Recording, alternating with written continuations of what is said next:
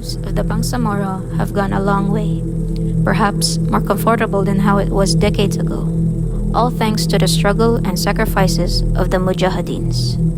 The long history of blood, sweat, and tears can be traced as far as the early days of imperial conquest.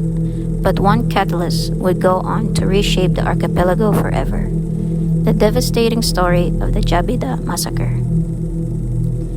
In an island not even close to shores of the Bangsamoro Corregidor, is known as National Shrine commemorating the World War II encounter between the joint American and Filipino troops against the Japanese army.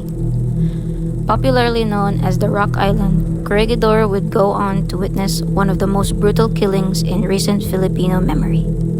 An estimate of 200 young Tausug and Sama men were unceremoniously killed on March 18, 1968, at the height of the Marcos regime. The death of these young Moro men would spark a unified consciousness that would define the Bangsamoro on what it is today.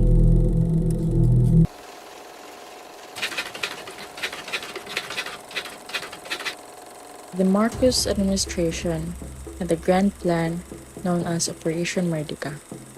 The idea is simple: invade and reclaim from Malaysia disputed territory of Sabah.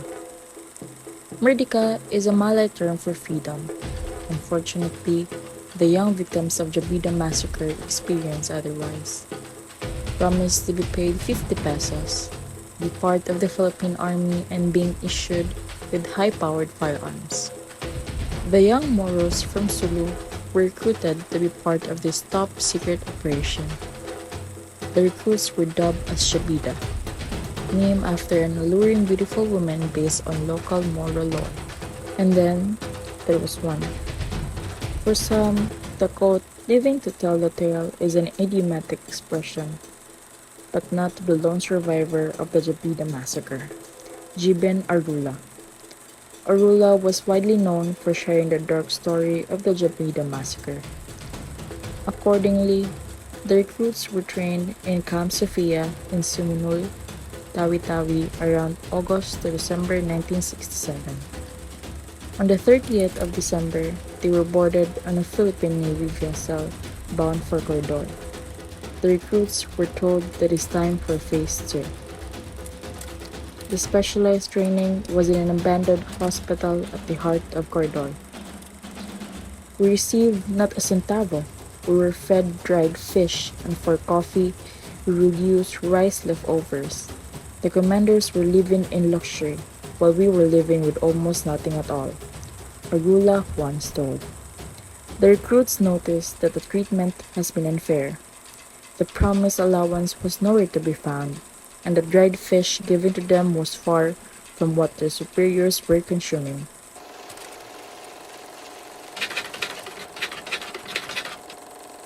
Recruits went into the question why they were brought in and began searching for answers.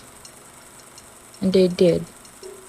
They were organized to invade Sabah, which would entail the need to fight, and if necessarily, kill the Muslim brothers from the other side of the shores.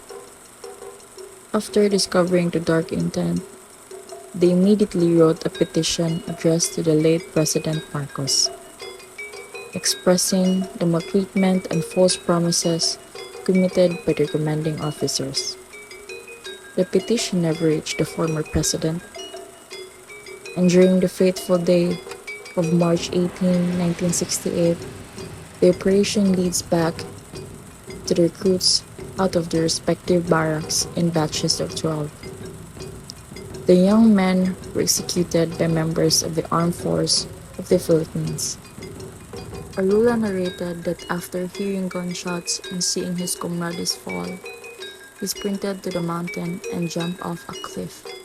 He swam on the shark-infested waters of Manila Bay to reach the shores of Cavite, where he was rescued by a group of fishermen who brought him under the custody of former Governor Delfin Montano.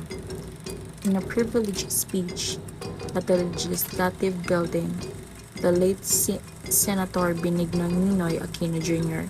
exposed the dark incident to the nation. Being a journalist himself, Aquino did his own research and investigation and flew to Tawi-Tawi to verify claims made by Arula.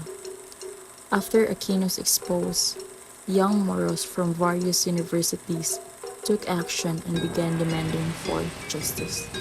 History has just witnessed the birth of revolution. Heritage, by occupying a morally elevated position, prioritizes historical redemption, reconciliation, and forgiveness over the need for retribution and justice. The presence of heritage makes the past less disruptive and allows for more seamless transition into the future.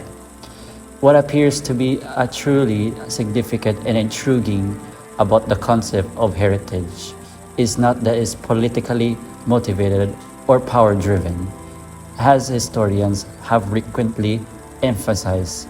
Instead, how it rejects or domesticates the idea of power itself is the basis of the idea. The word legacy suggests the existence of a non-political realm that soothes, heals, forgives, elevates, and valorizes and sanctifies. The construction of a stunning monument in honor of the Jabida massacre. Victims result in aesthetically pleasing material embodiment of memory that has power to override or neutralize what were initially painful memories of a tragic tragedy. The name of a complex, Garden of Peace, is a creative flourish that hides its painful complexity. As an example of culture in the creation, the Mindanao Garden of Peace provides a window into the different forces, political interests, economic concerns, cultural aspirations, and social relations that support the growth of legacy. The incident emphasizes how constructed legacy is and enables observers to look at the relationships between the factors that promote and inhibit progress. Since progress is still ongoing in this case, we can only speculate to that what happened.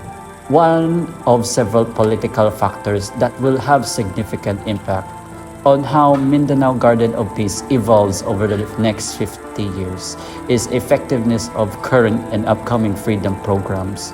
Despite the complex and wide-ranging components present, heritage creation is arguably primarily a political activity. The excitement around the passing of the Bangsamoro Basic Law was tangible. This positivity was supported by President Aquino's enduring popularity. Nearly 2 decades of drawn-out discussions between the Philippine government and the MILF, or the Moro Islamic Liberation Front, resulted in this piece of law. The concept that approved of this bill would open the door to a long-lasting peace on Mindanao has received a lot of support, but the questionable circumstances that led to the deadly Mamasapano tragedy not only sparked a political scandal that sent Aquino's popularity tumbling, but they also reignited Christian Filipinos' strong fear of or bias towards Muslims. As long as Aquino was shielded by popularity, the prejudices and opposition to the basic legislation among congressmen might be contained and kept under wraps. By showing his vulnerability, Aquino's support from the Bangsamoro Basic Law suffered a significant setback.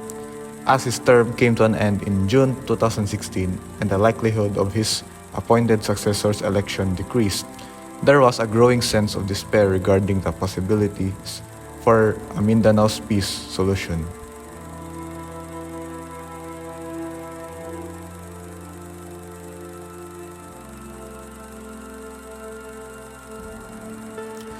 "54 years ago, the Jabida massacre took the country by storm.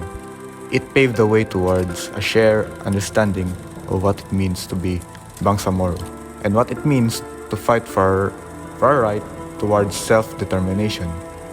The story of the Jabida massacre will always live in our hearts. As long as there are communities suffering from oppressions, as long as there are communities murdered for their identity, and as long as peace remains elusive for the Bangsamoro community, Jabida will always be relevant and remembered.